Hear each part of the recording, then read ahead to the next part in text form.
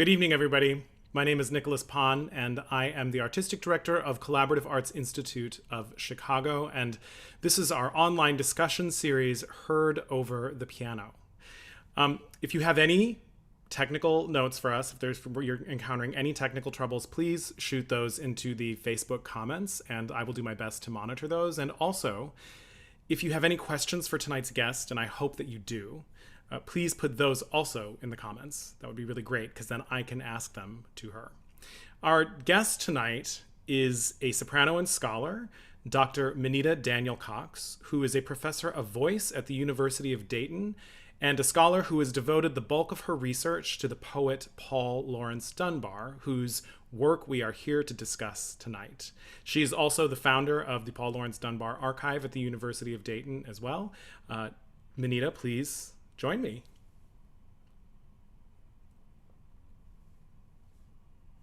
You're Hello. still I'm mute. It took me a second. My mouth moved faster than my finger. Good evening. It is so good to see you. good evening. It's so good to see you too. Thank you so much for being here. Thank you for having me. I am always down to talk about Dunbar. Always. Well, we look forward to learning about him tonight. Look, can we just start a little bit with just some details about you? You studied, and maybe in the process of that, kind of take us on your journey to how you got to Dunbar and became fascinated with him. Talking about me is much more difficult than talking about Paul. Okay, so I went to Michigan, University of Michigan for grad school. I went to Bowling Green State University for my bachelor's. So I always had my teacher during my bachelor's was a fantastic soprano named Myra Darlene Merritt. And she was so vital. It's only now that I realize how really lucky I was to have her. So to me, having music by Black composers wasn't weird or strange or anything, because that was just what we did in her studio. So I was already in this mindset of consuming music by underrepresented composers. And it wasn't the only thing I did. And in actuality, in academia, I think they often kind of tell you, oh, it's not a big deal. We don't even need to do that. You can just focus on Mozart or you can focus on Strauss. And what happens is when you get into the world, you say, well, hey, wait a daggone minute. Ain't nobody singing this other stuff. So I went to Michigan, studied for a time there with George Shirley. Was not ready for him. I'm still learning from the lessons I had with him, but ended up switching studios to study with Caroline Helton. I had some real fundamental holes in my technique. And so through all of that, my studying with her and her teaching of so many of the musical theater students at U of M, right? And you know how strong our program is there.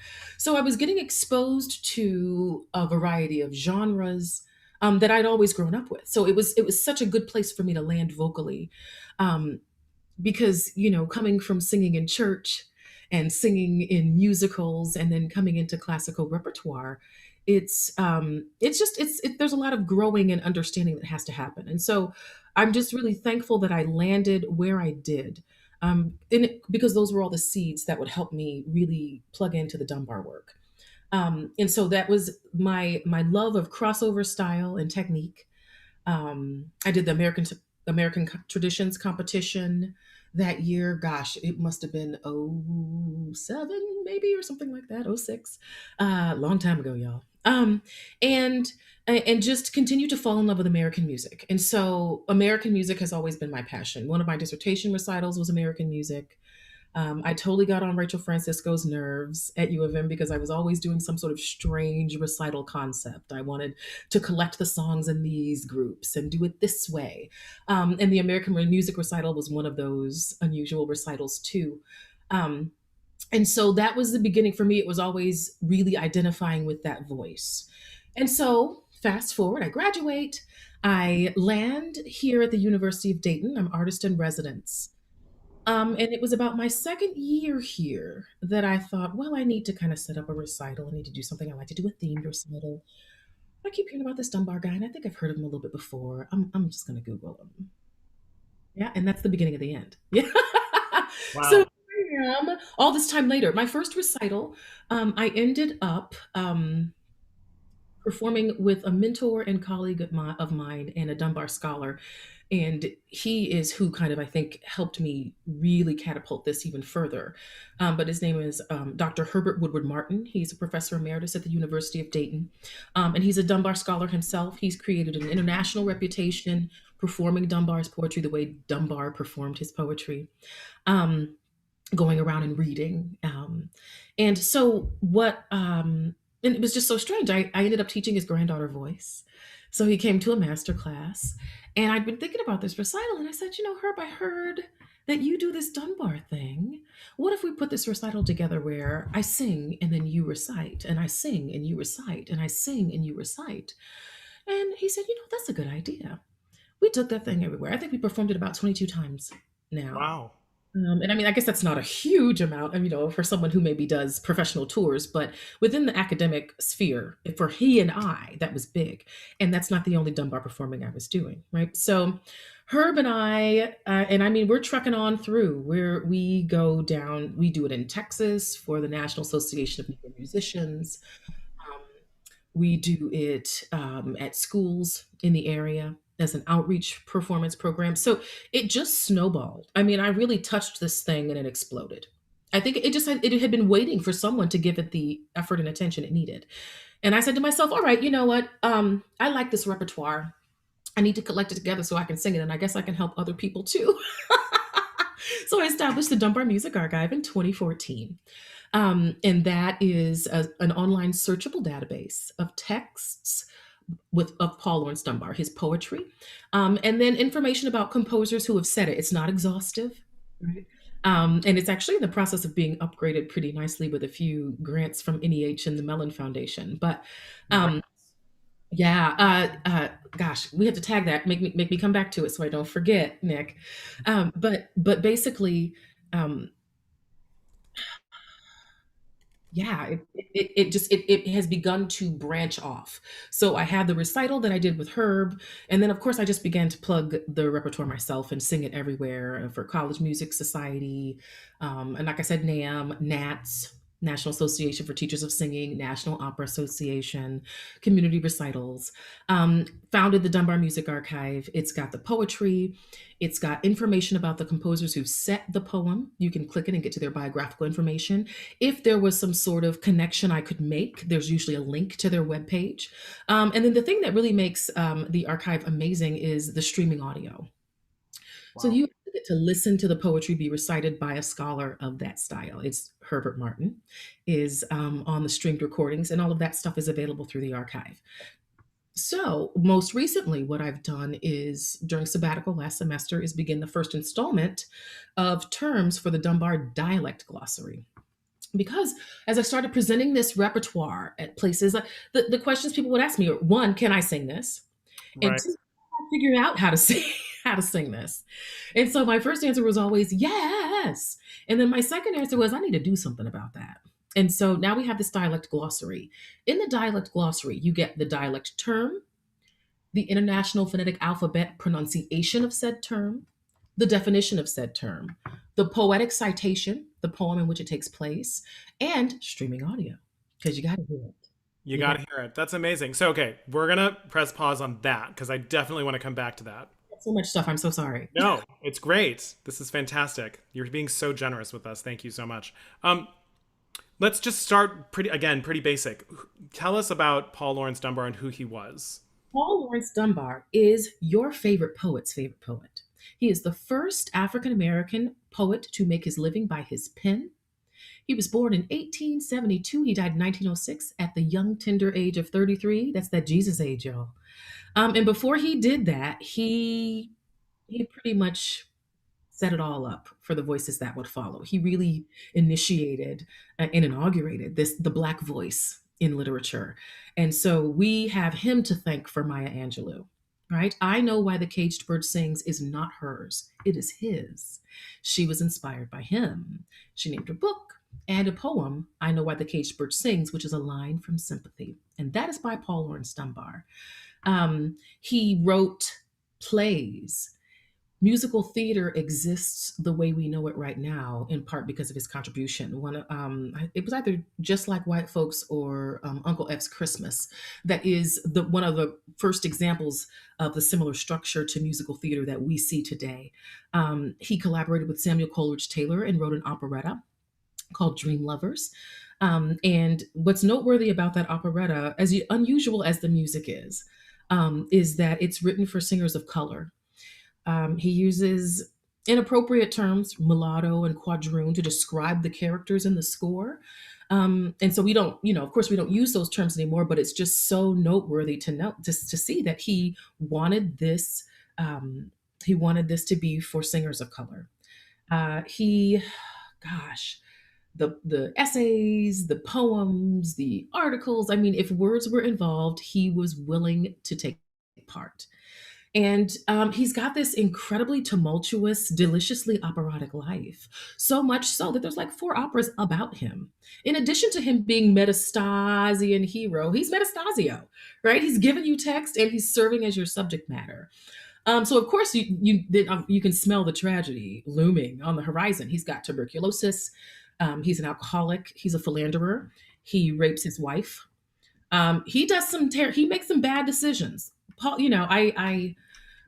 there are about there are maybe 370 some odd letters that exist between he and his wife Alice Ruth Moore, who he courted solely pretty much via these letters. I mean, it is the juiciest to read and humbling because they're very intimate. There are a series of letters where they have to kind of come up with a lie to cover up why he had put her in the hospital. Right. I mean, and they go from things as like life changing as that to, oh, I bought a chair. Who knows? It's an interesting, and it's actually the first epistolary example that we have um, of courtship between two free Black folks. Is the letters that he has with his wife that Eugene Metcalf collected together for his dissertation. And so they're available online. It's an incredible journey that I've had with Paul, and started off with me holding him very much on a pedestal and being heartbroken when I find out what he did to Alice. And then, it gets deeper. She's in my sorority. She's one of like founding important names that I'm like, oh yeah, that's where I've heard of her before. And me identifying with her so much and being the victim of his mistakes.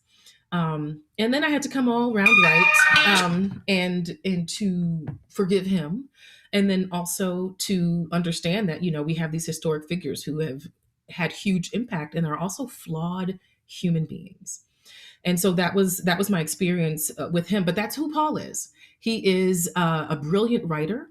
He's a troubled soul. And you can see it in his letters. He would tell Alice, send me a picture, please, but please don't ask me for a picture of myself. I'm not a handsome man. Right. So, and an interesting human being, to say the very least. That is Paul Laurence Dunbar. And if you like Langston Hughes, you can thank Paul. If you like Zora Neale Hurston, you can thank Paul. Georgia Douglas Johnson, County Cullen. He's the granddaddy of them all. He really helps set this tone for the Black voice. And he's not the first to use dialect, but he's the first to use it to kind of low key rebel against the plantation tradition, which was this idea of, I don't know, making America great again, and that the country was better and healthier and the darkies were happier on the plantation. There was a whole literary tradition built around this, with the kindly massa looking out over the fields as his darkies worked and sang, and the glistening tear coming down his cheek, whatever. So we got this whole idea of this kind of plantation yearning, and so you have these stock characters that begin to kind of become really constant in that tradition, and Dunbar uses those characters. And if you listen closely, he's using those characters to talk about people. He's using those characters to make critical commentary about our society.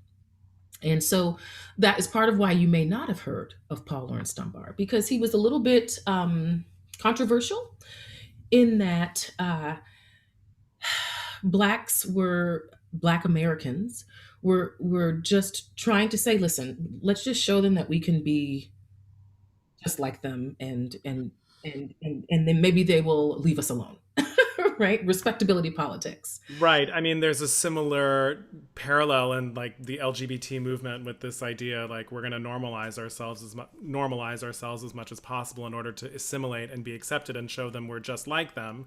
When you have this counter movement like saying, no, actually we are different and that's okay. And it And happens with every marginalized group, doesn't it? yeah. But this is the beginning. Remember that this is the first generation of free born Black folks. I am four generations born away from slavery. Paul was one. Mhm. Okay, so when you're thinking about that, and these people are just they've been waiting for their shot. They're not going to throw it away, womp womp, right?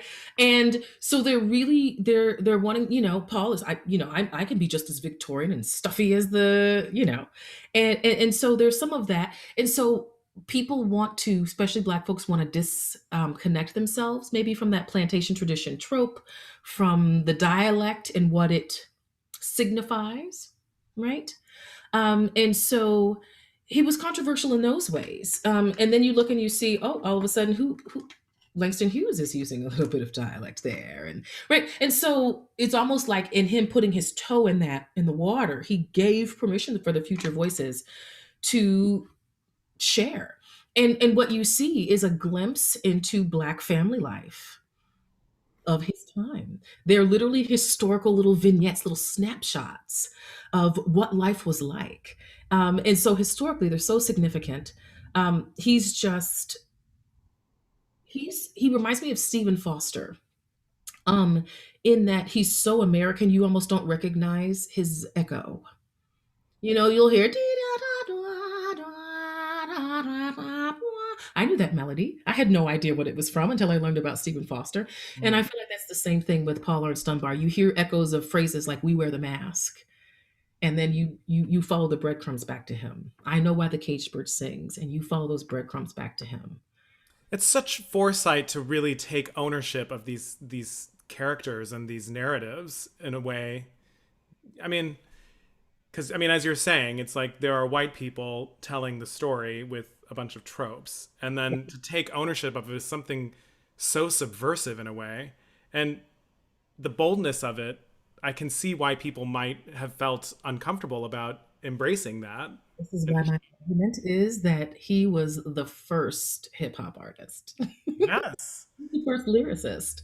From him, the way that NWA reclaimed the N word in the 80s and 90s, he does that, 100 some years earlier. And then he also hustles to get discovered. He graduates from high school. He's probably the most brilliant man, for square miles, and he still can't get a good job because he's Black. So he's working at the Callahan building as an elevator operator. And William Dean Howells walks into that elevator, and Paul manages to sell him a book. And William Dean Howells then writes, he's a literary critic, he writes this beautiful review of Dunbar's work, while, of course, backhandedly insulting him in his ignorant Negroidness. I mean, there's lots of insults in it. Um, and I say that with air quotes, please, but he discovers Dunbar that way, and it catapults him to stardom. He's a star overnight because of this man's endorsement. And at that time, William says, "Oh, the standard English poems are nice, but wow, those dialect poems, those are the ones." And so immediately he begins to be categorized and kind of pigeonholed in a way that he fights against for kind of the rest of his career. He makes it out of that, but it's difficult because people kind of want to hear him do that. Yeah, I have a whole. Herb agrees with me too. I have a whole concept about him being the first lyricist. He's selling CDs out his trunk, if you will, right, to get discovered. That's amazing. And so let's talk a little bit about the dialect issues. Yeah. The first time I really kind of paid attention to any of his settings of poetry was in the it's in the African American art song anthology that Willis Patterson put together. And there are all these songs in there that are settings of his poems. And I mean, I remember, I believe Willis has a note in there saying, you don't have to. Dude, I'm looking for the book. I got it around here somewhere. I know, right? Yeah, that you Everyone don't. should have this book at the ready.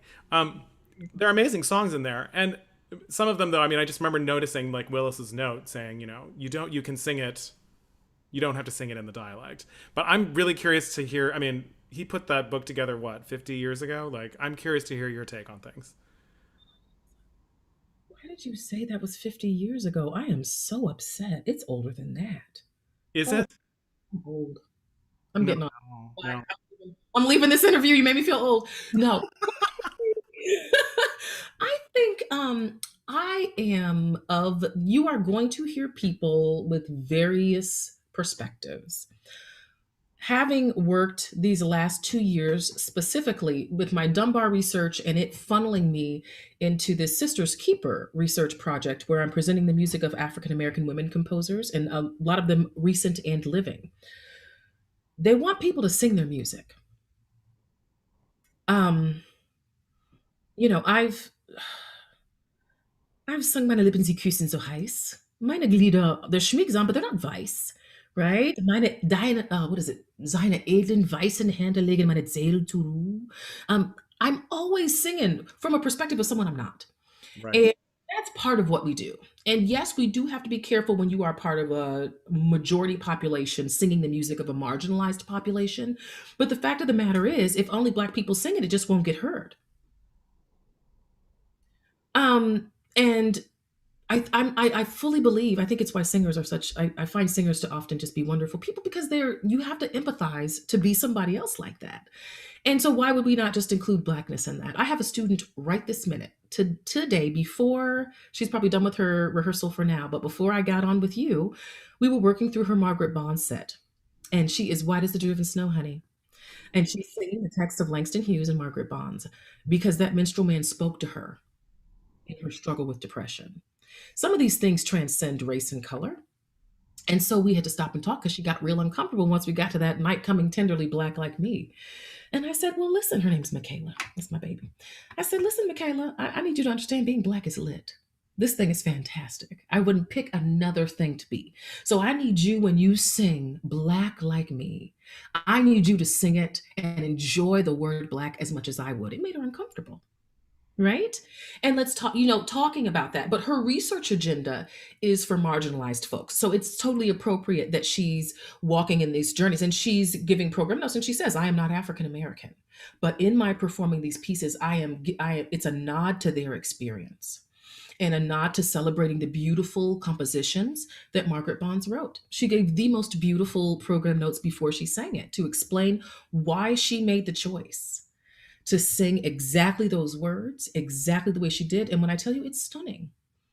It's stunning. So I am of the ilk. I'm on that team of sing it, but respect it. It's not cultural appropriation if you are studying. Nobody's accusing me of trying to steal leader, right? It's not appropriation if you're studying, if you're honoring the scholars and the originators of it, and if you're doing it in a respectful and excellent manner. Mm? Yeah. So we had to work that diction. It was awkward. She's doing also a Carrie Jacobs Bond set. Totally, Carrie Jacobs Bond also said a little Dunbar, but she's got these half-minute songs. The last one's a little dialect. I mean, this is America, right? Learn how you got to know how to speak the Hochdeutsch, the formal English, and I think you need to know how to relax that a little bit too. And I think it's an important thing for singers to study. So that is an extremely long answer to say everybody should sing it, but respect it when you do. I think what happens is sometimes people sing spirituals and they just kind of they don't do the background research. They don't do their homework. And so I think the difference is that do your homework and sing this rep. Sing this repertoire. In the more I talk to these other composers, specifically these Black women composers in the last couple of years, the more I'm realizing, yeah, I'm on the right track with this. I think so. I think you have to not be flippant about it. I think you have to be respectful. And I think you have to know the water you're swimming in, but go sing it. Wonderful. Sounds like a spirit of celebration and respect is really what it takes. I think so. I I think so. think, I mean, I'm in your camp. I really feel like there's so much to be gained to have the audacity to step into another person's shoes like that. And I mean, that is the ultimate opportunity for empathy, like you say. And I think That is part of why singers are so wonderful to talk with, and are A such black caring people. composer, she said, this opera has all these black characters, it's historic. A white college did it. And then she said, would I have preferred that they all be black? Yes, but at the end of the day, I want my music song. Right. That's what she said. Now, every composer may feel different, and you know what? I think if a composer does want to come out with a statement and say, "Here's my book of music," nobody not melanated sing it. I mean, you're welcome to open that Pandora's box. You're going to start testing people. I think let's get over that. Let's go over that.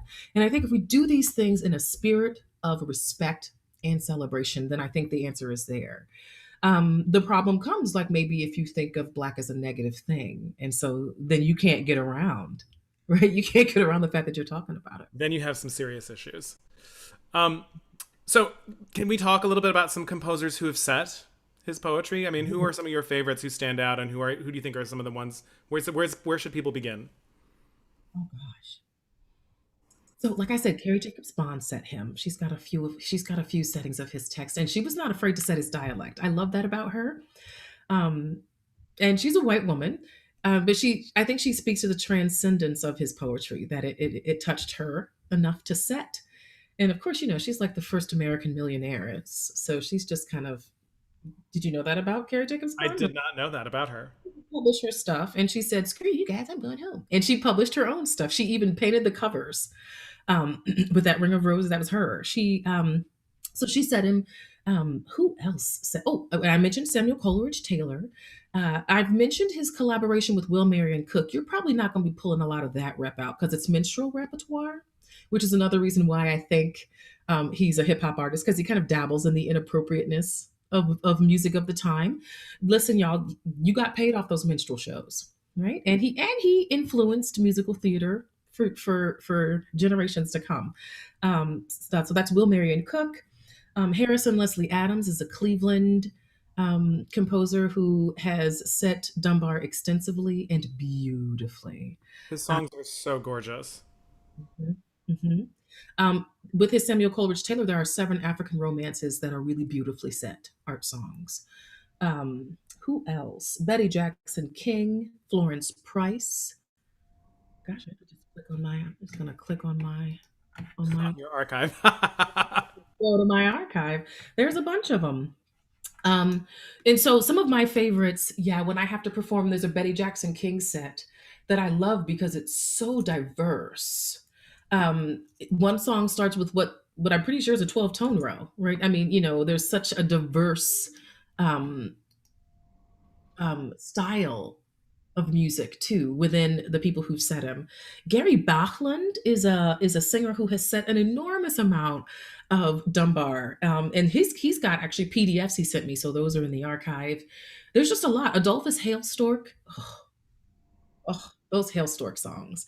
Not only did Adolphus Hailstork write the songs, but he also wrote an opera, um, Common Ground, Paul Ernst Dunbar, Common Ground, um, and that was commissioned by Dayton Opera in 1994. Okay. Then Richard Thompson wrote The Mask in the Mirror, which is the Adolphus Hailstork opera was done for outreach purposes. So it's kid friendly and it's not a chronological setting of his life, but it's more a series of vignettes that introduce you to him. But Richard Thompson wasn't playing that. His opera has the rape in it. It's real opera. Stephen Allen has written an opera. He's written a few because he's written a couple of chamber operas as well as you put them together and they make the major production. So many American and not composers have found their voices in Dunbar, um, and are represented by him and more every day. Um, Marcus Garrett. Oh, it's just so many, so many. So let's talk about what he did to his wife. And I'm really curious to hear your journey with discovering that information and then continuing. I mean, I feel like that is of this moment, right? There's this whole thing where we discover that artists can be kind of crappy people sometimes and do crappy things. And we have this question in front of us. Do we separate the artist from the art? How do we continue our relationship with these people, especially when, the person is long gone, and I mean, he's been gone for over 100 years. Can't make it up to us, can't apologize and say, you know what, I understand what I did wrong. It doesn't give you the closure you need. Oh, it's so hearted. Nick, I was so hurt. I'd heard rumors about it. It was not until I read the letters. I mean, I was crying over this binder of printed out old typewriter letters. Um, I don't think we have to excuse it. I think he was a tortured human being. Um, there's rumors about his orientation and maybe him struggling with that. Orville Wright, who printed his first publication, The Tatler. There's rumors, nothing proven, nothing in writing, nothing like that. But I just wonder if those rumors are true. Then yeah, how much more tortured was this poor soul, this brilliant man treated like garbage because he was black, and possibly because whatever. But then there was a lot of womanizing, um, and even in the letters, oh, he's such a douchebag sometimes. I'm reading it and I'm like, girl, do not listen to this game. He is running game. He is running game. Oh, yeah. And he talks about, I'm a little naughty, but I miss you so. And it's just, I, I would tell my daughter not to date him. Well, it sounds like it. How do you reconcile that? Um, and so I stopped trying to. I didn't need to say this is a completely flawless human being and I'm presenting his work to you. I realized that wasn't my job. I realized that my job was to present this brilliant work that helped was seminal in inspiring so many other voices, um, and what that means for good or ill. Well, I mean, it makes sense. And it's important to do, right? I mean, if he's the first person who is sort of the root of all of this grand tradition of literature and culture and musical theater and I mean, you name it, it's you have to kind of you have to present it and you have to lift it up and shine a light on it, the good, the bad, and the ugly. Right. And we're getting, I think in the next year, if I'm not mistaken, there's a new biography coming out that is a little more balanced. A lot of the ones that have been written about him historically have an agenda. They either hate him or they love him. One, his mom kind of dictated everything. So, you're not getting the full um, story. And so, this is my work with this and other Dunbar scholars' work is just an effort to kind of show him in a more fully fleshed way. And not it does I don't think it takes away from the impact. And did she confront him in the letters? What do you mean? In the you mean in terms of the cheating? Yeah, in terms of the or the rape. I mean, take your pick. In the after the assault, there are a couple of letters where they're writing to agree about the lie they're going to say to cover it up. You have to remember when this was, right? She didn't want to be that woman who was not married, and at this point she kind of feels like she should stay with him. It's awful because initially he seems to not really even realized how bad it was what he did to her. He writes her a letter, "Oh my darling, I was so boorish," or something. It's something, some mess like that, where he's, and I think I, got away from myself. Or that's not his text literally. It's been a couple of years since I've read these letters directly, but the letters were what revealed a lot of it to me. There's another series of letters where they're talking, and it's so funny because they're rubbing shoulders with the who's who of like Black excellence during this era. So Harry Burleigh has told Alice that Paul is a dog and that she shouldn't marry him. And so of course Alice brings this up to Paul, and Paul now hates Burleigh. He has a reputation, and it's known. But honey, when Paul Lawrence Dunbar woos you in writing, you fall. These letters are gorgeous. They're both wordsmiths. I think they fall in love with each other's writing more than they fall in love with each other. They don't know each other. They're distant a lot of the time, um, but maybe even in love with the idea of each other. Kind of like texting somebody or just sending emails, as opposed to being, in a space with someone to fall in love. It's a different animal. Her family didn't like him. I can imagine so. And I don't think but even from the beginning, and I don't think his mother really ever cared for her either. But I'm just not sure that Matilda would have been comfortable not being anything but the queen of Paul's life. We haven't quite figured out. So, are there any Harry Burleigh settings of his poetry? Mhm. They're in the archive. Check them out. Check them out. Sometime. And so, okay, speaking of the archive, let's talk about the Mellon Foundation and the National Endowment for the Humanities. So, a couple of years ago, I made connections with a woman on faculty at UD who does the grant writing, and we were talking about my music archive work. And she said, what would really be cool is if we could get like a whole big archive together. And I said, yeah, and UD should be the home for that. Paul Ernst Dunbar's from Dayton, born and raised in Dayton, buried right next to campus in Woodland Cemetery. His home is still standing, a historic landmark here. This is the place you should be able to go. You should be able to go to UD for Dunbar stuff. And so we started talking about, all right, we get this archive popping off. That'll be great. What else can we do?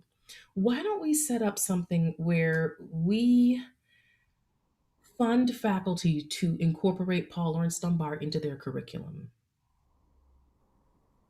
That has been one of the coolest projects I've ever taken part in. We have such a large variety of participants.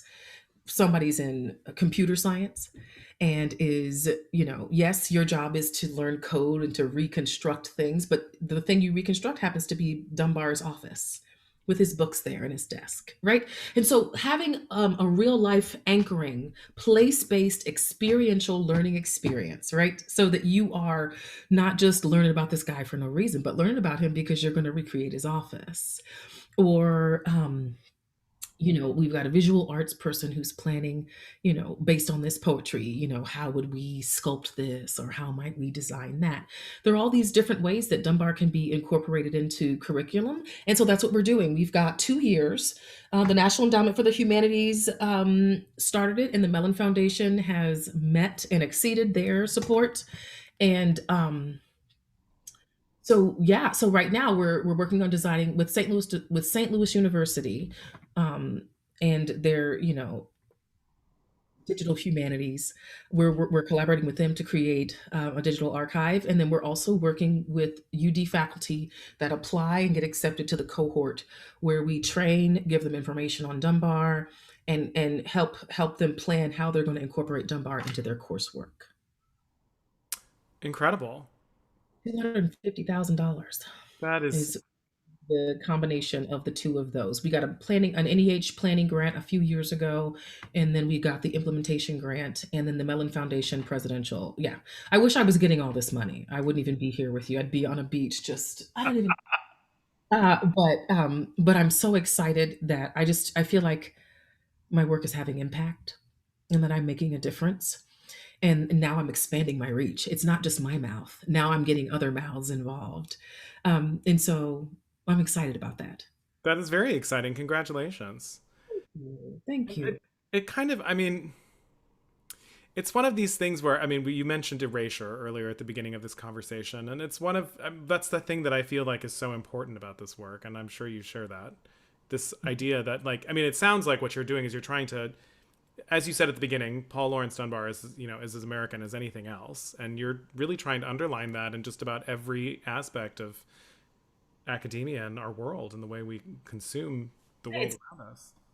like I told you, it just branched out. It was once I started. So the performing is consistent, but then there's also all of this curricular, teaching, administrative stuff that I think helps me reach even further. It's been very cool.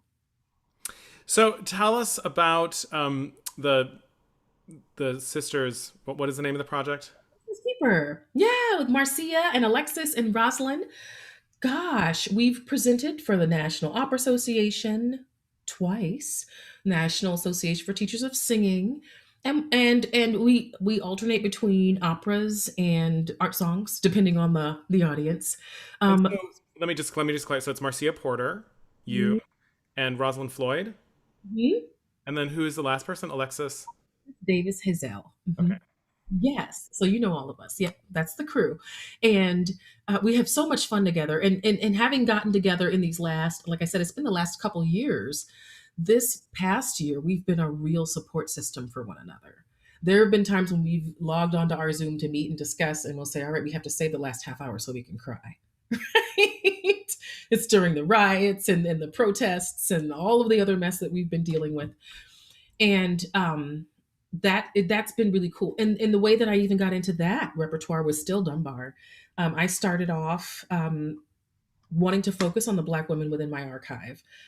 Zenobia Powell Perry is a Black woman composer, was a Black woman composer at Central State University for decades. She was composer in residence and faculty there.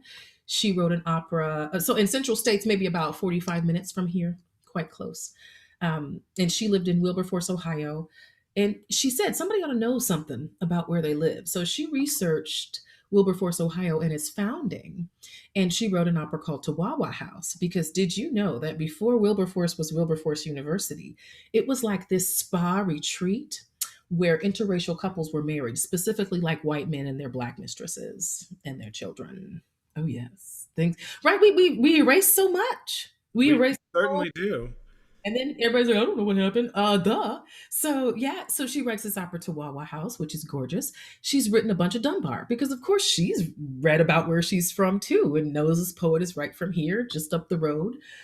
So I'm starting to sing some stuff by Zenobia Powell Perry and getting into her repertoire. We're presenting Julia Perry, so many Black women composers that we feel like just don't get the exposure that they should. So we've been doing that for the past couple of years and have no intention of stopping. But it's another outcropping of my Dunbar research.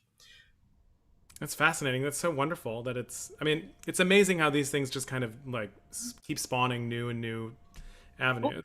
it's a good idea. Well, this thing sure was a good idea. I'm not sure I knew how smart it was when I came up with it. I don't think I knew. I mean, I knew it was a good idea, but I hadn't the idea of place-based education and experiential education in terms of my teaching. I didn't have a strong enough concept of that to see the connections.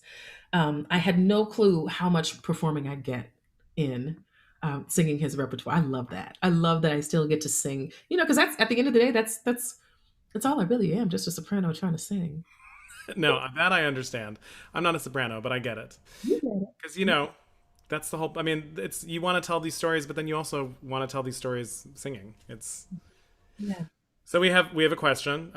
Someone is asking if we knew each other at Michigan and have we sung together. And I am sorry to say that we did not, and we have not. And What were your years, Nick? Tell me when you were there. I grew up in Ann Arbor, so I was there. Most of my music education was there, but officially at the university, I was there from 1997 to 2001. You left just before I got there. I Yeah. think so. Oh, three. So, oh, we just missed each other. No, no, yeah, we didn't get to sing. What are you a tenor? Are you a countertenor? I'm a tenor. I'm a tenor. I Full think on tenor. I just wasn't sure how high up that tenderness went. Sometimes people get confused because I am a fan of singing softly, and so they think, "Oh, are you a countertenor?" And I assure you, I'm not. I can't sing that high. I wish I could, because in a way, I think I'm a mezzo at heart. No, But in my dreams, I know, tenor. right? They get all the good stuff. Yeah. Um, so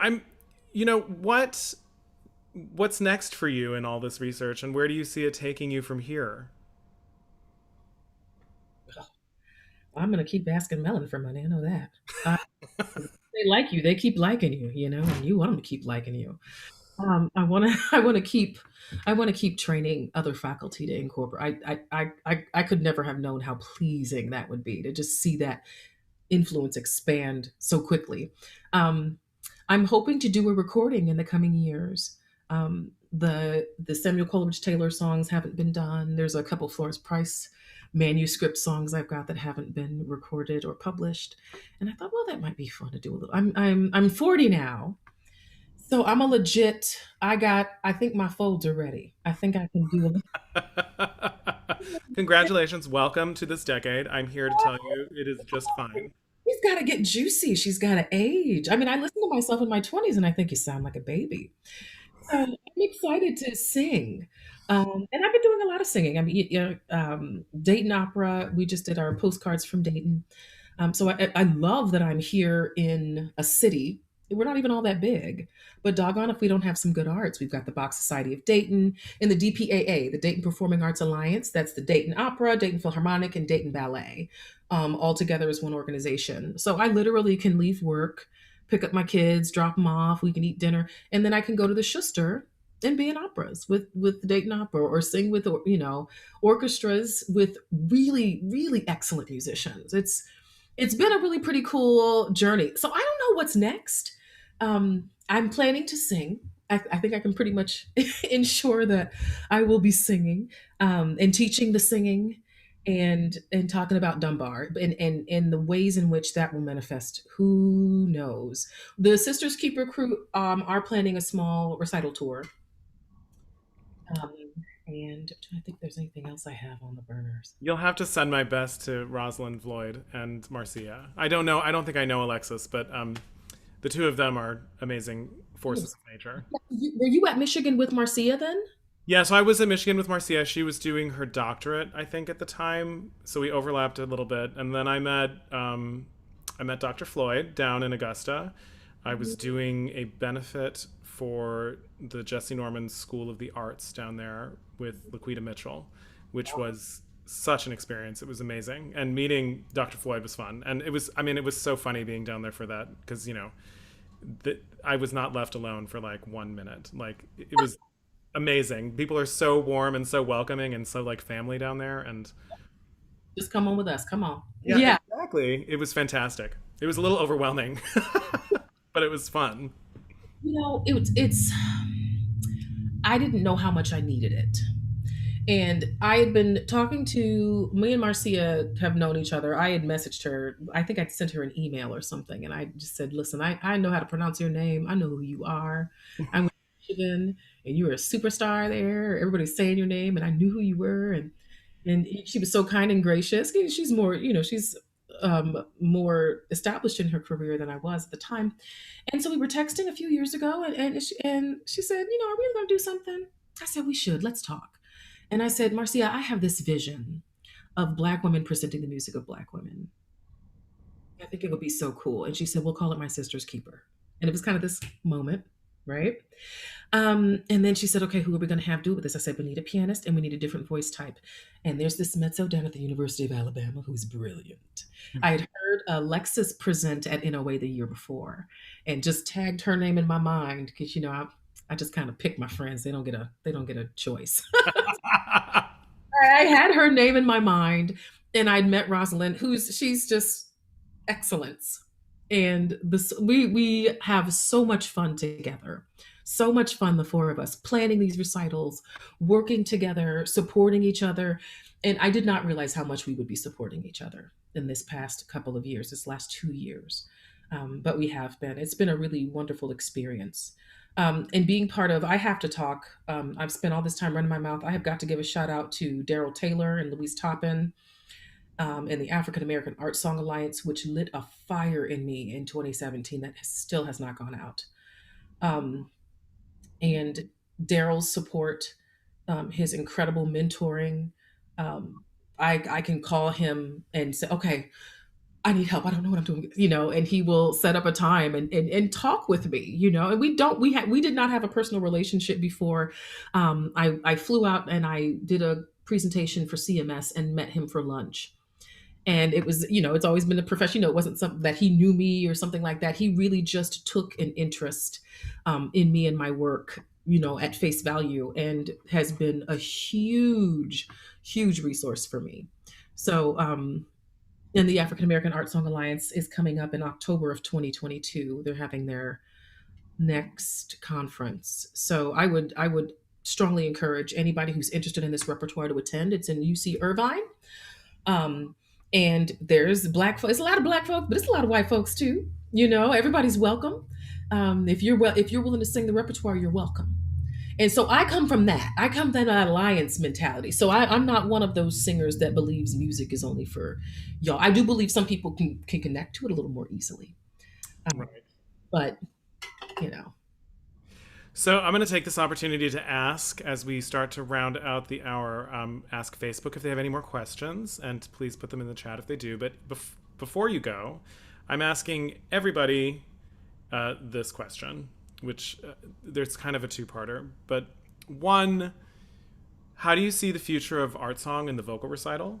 And two, why do you think songs are important? ooh, um, Wow. Well, for me, it's because, doggone it, when I sing opera, I have to listen to too many other people tell me what to do. The choreographer, I can't wear what I want. I can't look how I want. I mean, I can't walk where I want. I love opera. Don't get me wrong. But art song repertoire, I've definitely become more of a concert artist because I love being in control of the show. But I do. I love curating Manita's look. I love, collaborating on the repertoire and things like that. So um, I don't think the song is going anywhere. I do think, as I told you in the very beginning, I love an unusual recital. I remember at Michigan doing my American music recital, and I ended it with a jazz combo. We literally worked from lead sheets and riffed and improvised. And I remember one of my board members asking me, "Well, why didn't you do something like In the Beginning, God," which is completely scripted and still kind of jazz, because that was Ellington too. I did an Ellington set. Mhm. Well, that's not what jazz is it? That's not what jazz is. That's not how it works. Jazz is improvisational in its very nature. That's part of the fun of it. So what I will say is I think the recitals are going to continue to get weirder, and I am here for it. I'm here for it. I think we're going to see things we're going to see recitals arranged by one of my dissertation recitals was called Facets of Love, and there were songs of devotion, songs of come hithery songs. I had a better word than that, Nick. Late in Ohio. Um, what other songs of betrayal and heartbreak? Right. I think you're going to see more and more creativity within the recital format, and I'm ready for that. I think we, as classical musicians, need to be very careful of drawing a line in the sand because where the genres begin and end is always moving and fluctuating and changing. And I think it's time for us to meet our students where they are, um, and to connect to more than one style of music, if I can say it like that. Yes. So I think recitals. I mean, my students' recitals are all over the place. I have one young student who has a certificate in identity and LGBTQ issues, and so her recital project is all completely pre-recorded and including coming out um, in different musicals. She's taking perspectives that way. My other student is doing a really beautiful art song recital. This is Michaela, and she's got the Carrie Jacobs Bond, she's got Margaret Bonds, and then she's got Spanish jazz at the end with a combo. So I'm that teacher. I'll let you do if you can do it well. I'll let you do it, and if it fits your journey, if it suits your knowledge and your research agenda, why would we not go that direction? I'm not a conforming type of teacher or singer. And so I teach my students that way, but I think that's going to become the standard. It's going to change. I remember a student coming in and telling me, after the students sang, some of the students dabbed, and that's just not appropriate for the recital hall. And I think, well, hmm. Oh my God. So we do have one question from Facebook here uh, before you get to the last one, which is why our song's important. Uh, this question is, as a teacher of aspiring young artists, what are some ways in which the Academy can do a more effective job of preparing students for the world outside of school? And that's from our colleague Shannon McGinnis. Hi, Shannon. Oh, she's Michigan too. Go blue. Yeah, you got to meet these babies where they are. Period. Meet them where they are. If you told me at 13 that I couldn't be Mariah Carey and I had to be Leontine, I don't know if I'd be in music. Right? Meet the babies where they are. Like I said, we have to stop drawing that line in the sand. I So and I try to, we talk about this technique wise, and we do it in a smaller way, right? When a student vocally is doing something that's working really well, the best thing to do is to get into that place and spread that out. Yes.